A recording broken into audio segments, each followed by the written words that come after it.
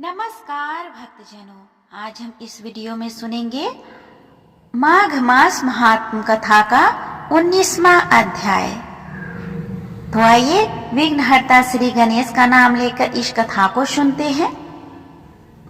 इसके पहले की कथा में हमने सुना था कि 5 कन्याएं एक ब्राह्मण के बालक पर मोहित हो गई थी, तभी वह बालक अंतर्ध्यान हो गया। इसके आगे के कथा को हम इस वीडियो में सुनते हैं। वह 5 कन्याएं इस प्रकार विलाप करती हुई बहुत देर प्रतीक्षा करके अपने घर लौटी। वह घर में आई तो माताओं ने कहा कि इतना विलंब तुमने क्यों कर दिया?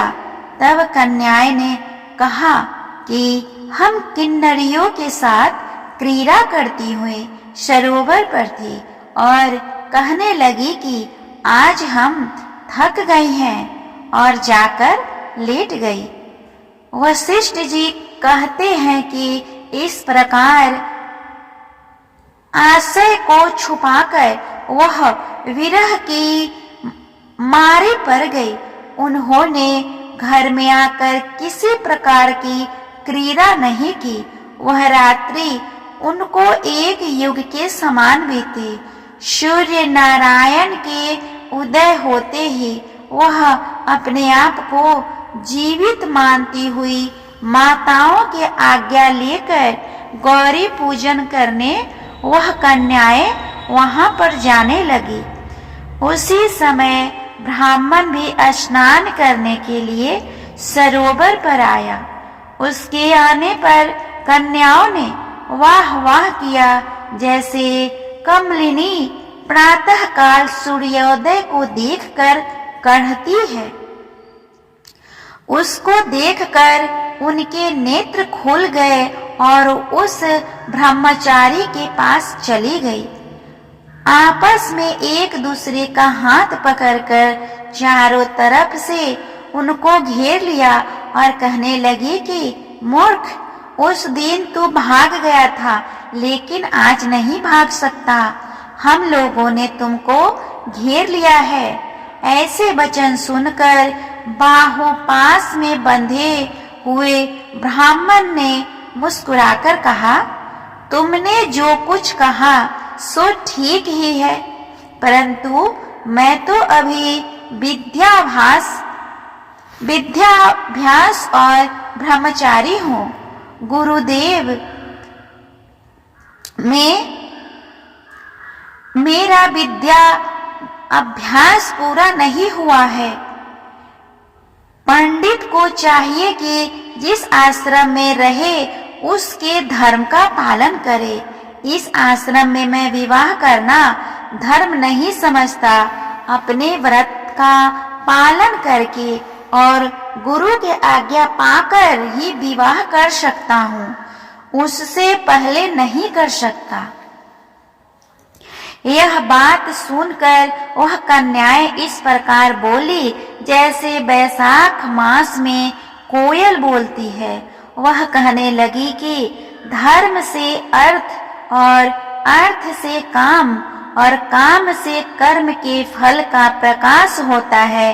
ऐसा ही पंडित लोग और शास्त्र कहते हैं। हम काम सहित धर्म की अधिकता से आपके पास आए हैं, सो आप पृथ्वी के सब भोगों को भोगिए।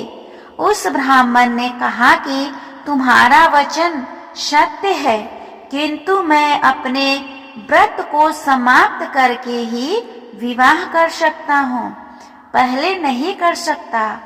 तब वे कन्याएं कहने लगी कि तुम मूर्ख हो।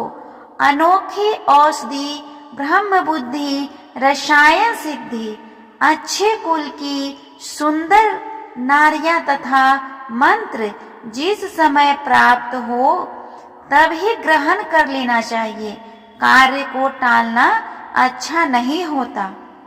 केवल भाग्य वाले पुरुष ही प्रेम से पूर्ण, अच्छे कुल से उत्पन्न, स्वयं वर चाहने वाली कन्याओं को प्राप्त होते हैं।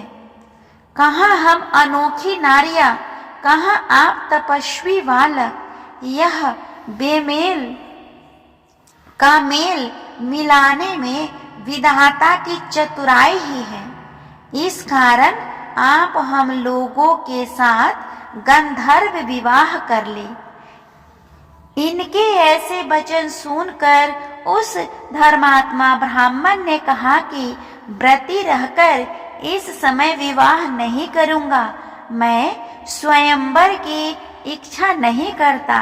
इस प्रकार उसके वचन सुनकर उन्होंने एक दूसरे का हाथ छोड़कर उसको पकड़ लिया। सुशील और सुश्वरा ने उसकी भुजाएं को पकड़ लिया, सुतारा ने आलिंगन किया और चंद्रिका ने उसका मुख चूम लिया।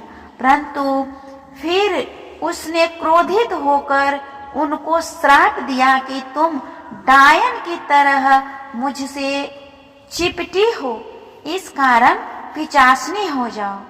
ऐसे श्राप देने पर वह उसको छोड़कर अलग खड़ी हो गई।